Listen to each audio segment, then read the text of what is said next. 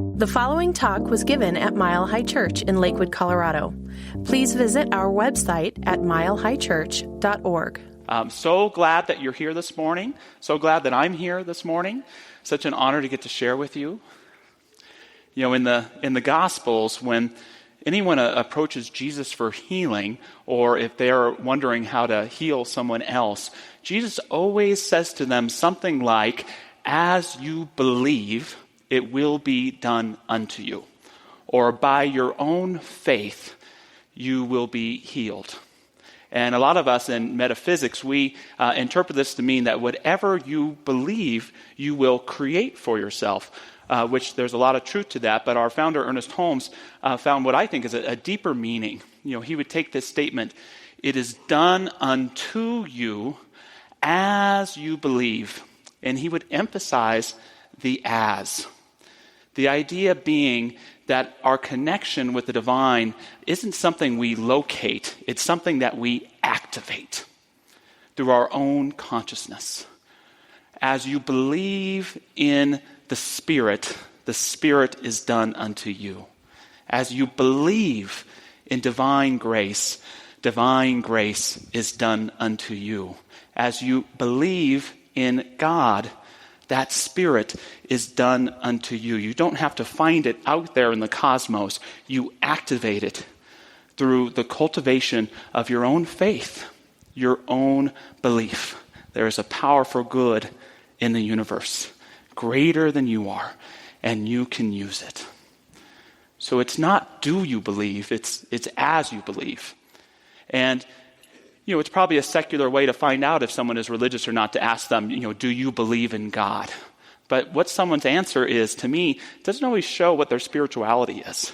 You can say to someone, do you believe in God? And he might say, yes, but then he goes about, you know, cursing how hot it is and watching the news and thinking, oh, the world's going to hell in a handbasket, and struggling somewhere in his life, wishing, just hoping, if there was only someone or something I could turn to for support and guidance.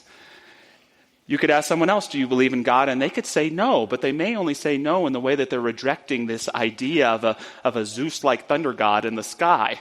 And they may go into their lives in absolute gratitude for the connection and ahas, feeling connected to the ground of being.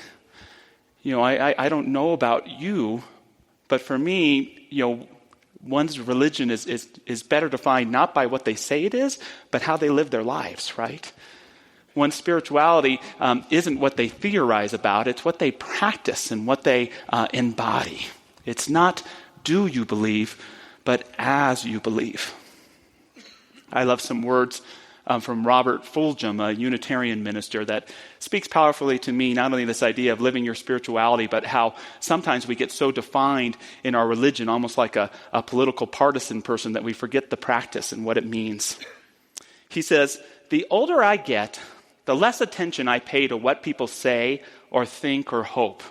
I notice what they do, how they live, and what they work for.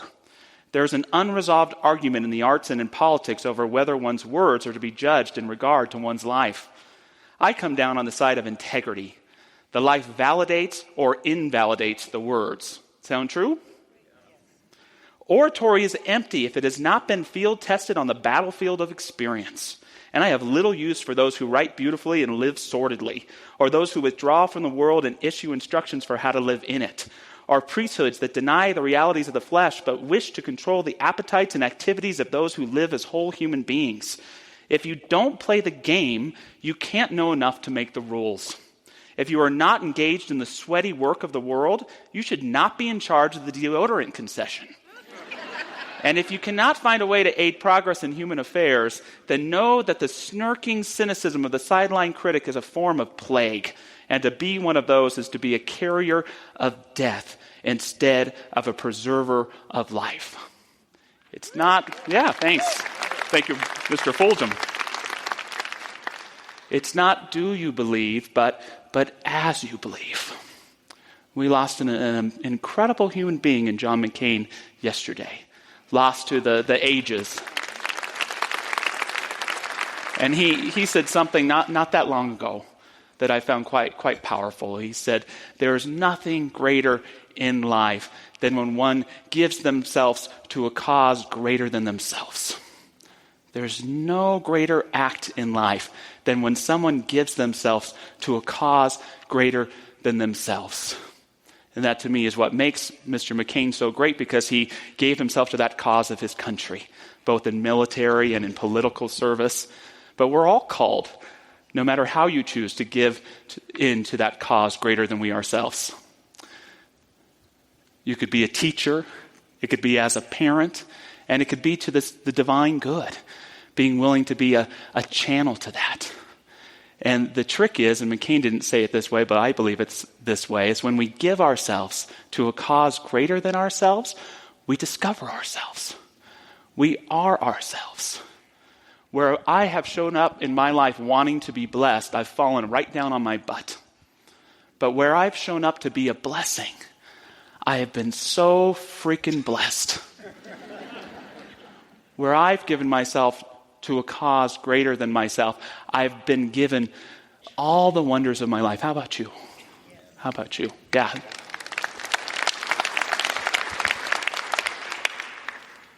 Mother Teresa tells a story of receiving a phone call one night and hearing about a family in a local village that was starving. And she shares that her heart just broke when she got there and she saw 8 children malnourished. And she had a bag of rice and she gave it to the mother. And the mother immediately was putting the water to boil, and she put the rice in. And then she took the other half of the rice and she just left the house, and she was gone for like 20 minutes. And she came back and Mother Teresa asked her, where did you go? To my neighbor's house. They are hungry also. They are hungry also. And Mother Teresa shares, it wasn't the generosity of the woman that surprised me, because she shares that poor people are often the ones that are the most generous. It was that someone who could be feeling and experiencing that level of physical suffering could think about someone other than themselves. And what I love about that story too is Mother Teresa doesn't take the time to let us know if the woman's Hindu or Catholic or Jewish or Buddhist. It doesn't matter. What matters, yes. What matters are the virtues she embodies. What matters is that she believes in this presence, that we can spend the rest of our lives trying to define and theorize, folks, but either we're living at one with it or we're living away from it. It's not do you believe, but as you believe. Now, if you were to ask me, Reverend Josh, do you believe in God? I better say yes, being a minister, right? But can I be really honest with you? You promise not to tell anybody? If you were to ask me, Josh, do you believe in God? I would say sometimes. Sometimes I believe in God. And I'm willing to be honest because I bet it's true for a lot of you too. The answer is sometimes. When Reverend Barry's singing, surely the presence, see why I'm not trying out for choir. When Reverend Barry's singing, surely the presence, and I'm in this awesome sanctuary, hell yes, I believe in God. You put me on traffic when I'm late for an appointment?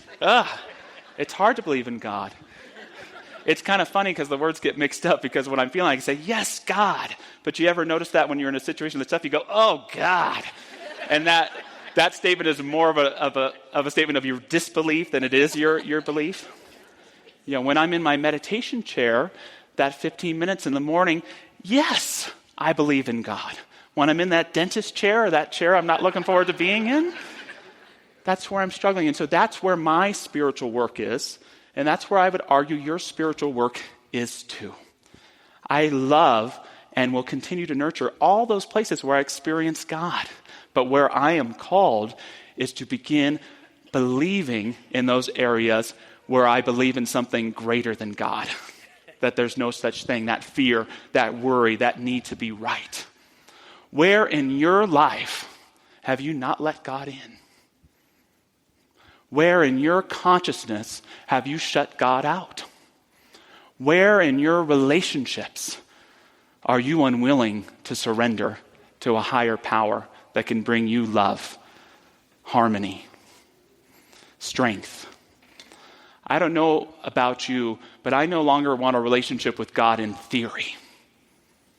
I want a relationship with God in practice. I don't want to talk about God and the possibility of God like I do if questioning if there's life on other planets. I want to embody a sense of that spirit, a sense of that wholeness, and to live it more emphatically every day. How great is your God? How deep is your God? How big is your God? Do you believe in a God that can perform miracles in your life? Do you believe in a God that can heal? If not at the physical, at the soul level. Do you believe in a God that says hello in the connections that you make? That in the hidden heart of who you are is always rejoicing. How great is your God? And remember, it's not a question of locating God. It's a question of activating a belief in the sacred, in divinity, in the beauty of life. We turn it on and off. On and off. Let's leave that switch on, especially in those tough places, especially in those challenging places, especially in those areas of not just where we love ourselves, but where we're hard on ourselves. Let's learn to embrace and experience the divine, not just when we're expressing in our wholeness, but even in the depths of our feeling broken. Embrace that divine spirit, that divine essence. Speaking of this idea of not locating the divine, but activating it in our life, I want to talk about a pragmatic way to claim the divine in your own experience. And so I'm calling it today the what, where, when, and why of God. And when you can know your what, your where, your when, and your why, you can embrace a greater experience of the divine in your everyday life. And for me, the what of God is truth. The what of God is truth. I struggle when I try to picture God, because sometimes I can experience God as a fatherly presence, and I love that. I don't dismiss that, but I know it's more than that.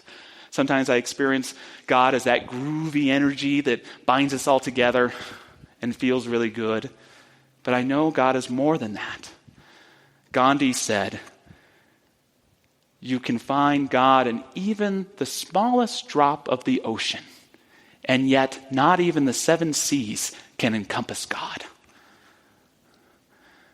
For me, I want my God to always be the highest truth. Because I know for me, God can be anything, anywhere, anytime.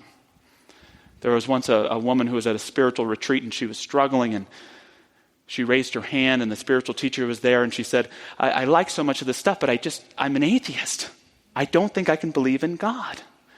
And the teacher turned to her and said, what is that thing that you love most and are most devoted to in your life? And she answered, my infant son. And the man shared with her, then your son is your God. By that, he didn't mean start worshiping and build idols to your son. He meant, might as well have been a she, where you practice your devotion, where you practice your love, where you create the sacred, that's where God is. That's where you will always find that spirit.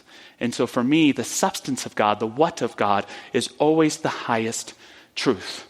And it's so easy to get caught up in mistruths, right? To get involved in a truth that isn't God's truth, but someone's manipulated truth over you.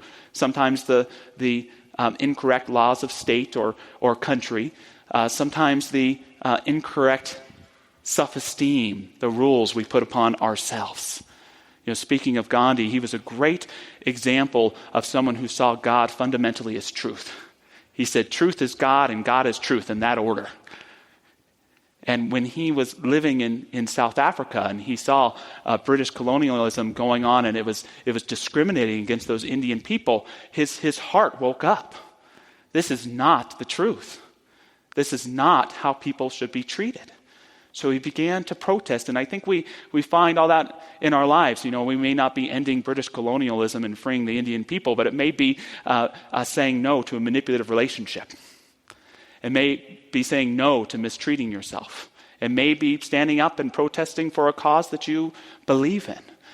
That's what Gandhi did. He knew that highest truth, and so he began to protest, and he'd get arrested, and the officials would say, well, let's see what he pleads with the judge. Let's see if he asks for a light sentence. This will be funny.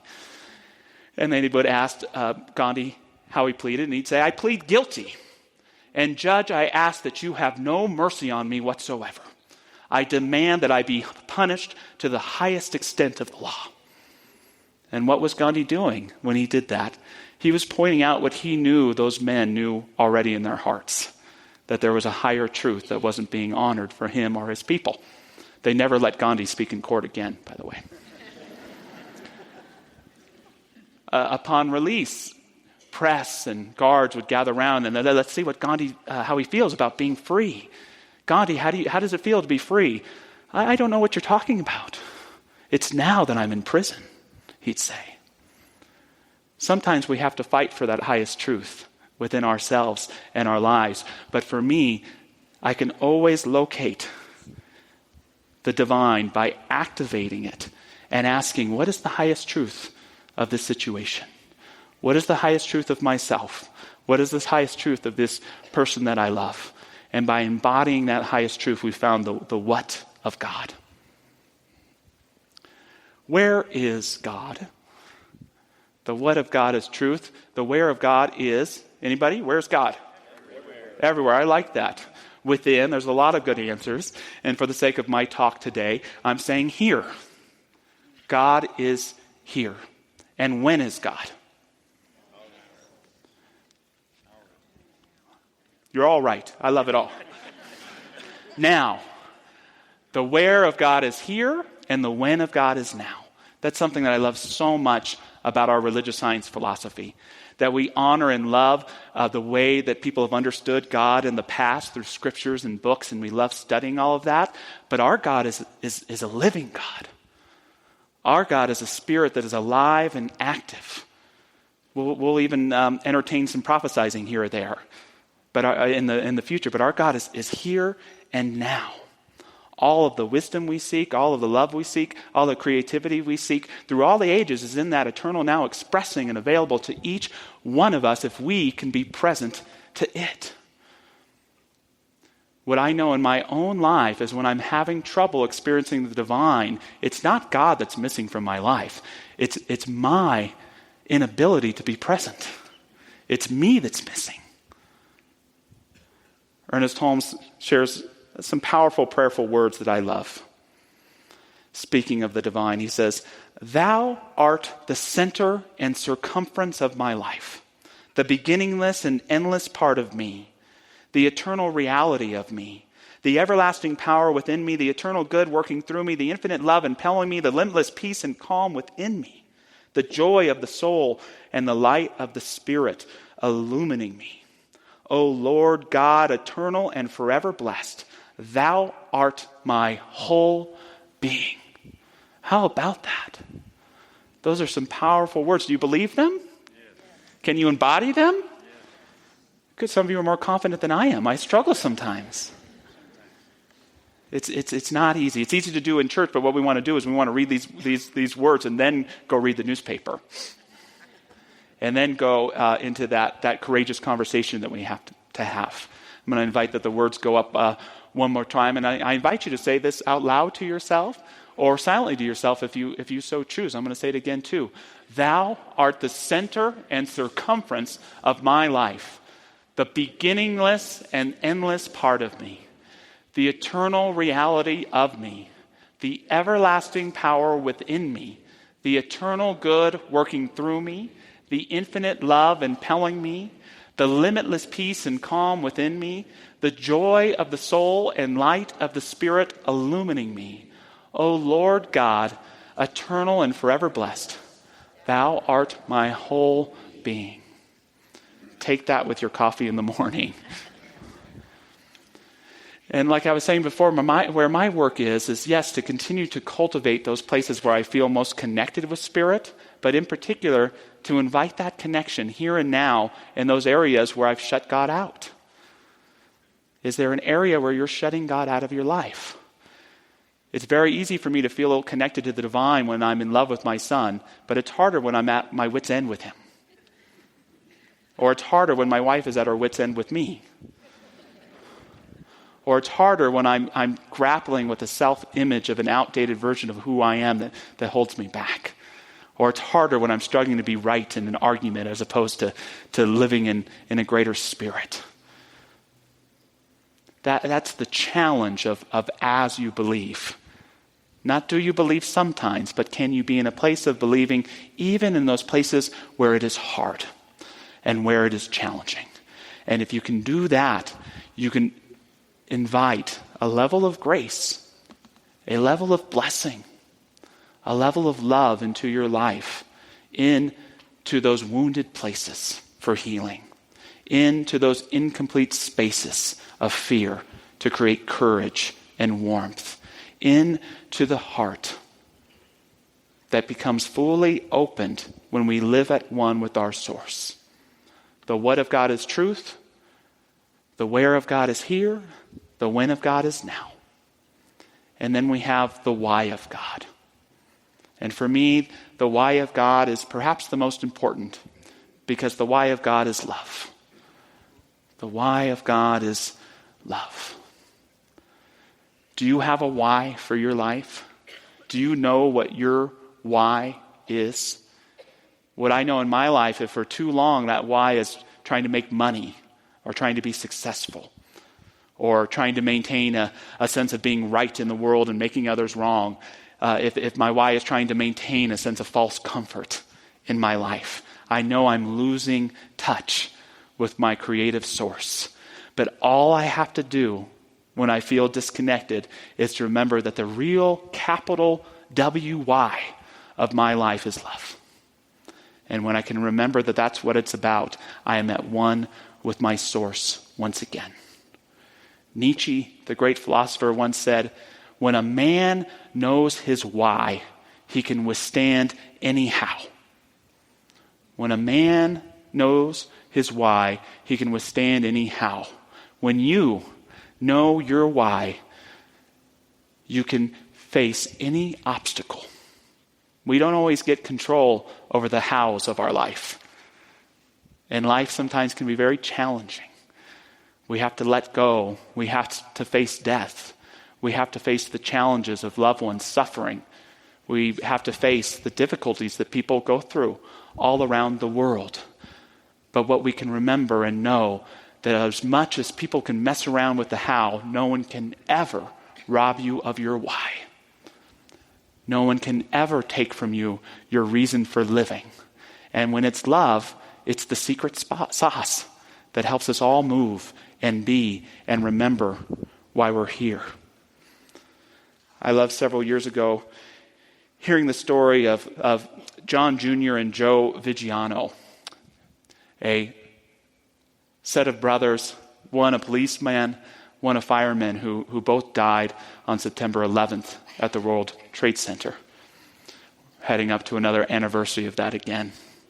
And there was an interview with their father, John, and he shared that Joe had wanted to be a policeman almost his whole life. So by the time he was 17, he was in the academy, and he was so proud of his son, Joe.